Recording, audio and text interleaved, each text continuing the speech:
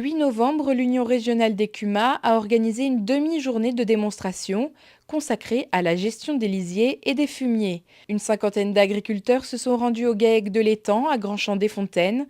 Depuis plusieurs années, ces associés ont fait le choix d'un système de nettoyage des couloirs de logette par chasse d'eau et d'un séparateur de phase. On a des trappes de chaque côté du couloir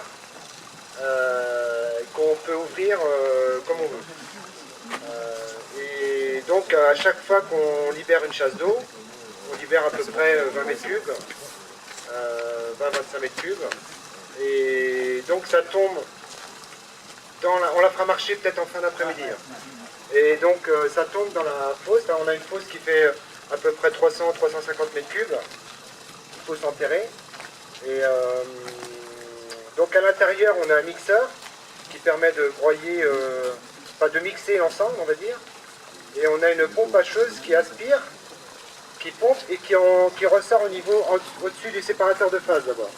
Et là, tout est aspiré. On a une pompe hacheuse, donc ça mixe, ça coupe la paille et ça ressort sur le séparateur. Et dessus, là, ça tombe sur un tamis. Tout ce qui est liquide retombe d'un tuyau qui passe sur le côté de la fumière et ça retombe dans une fosse de membrane qui fait 2000 m3 à peu près. Et tout ce qui est solide retombe sur le tamis et ressort après sur le tas qu'on voit là.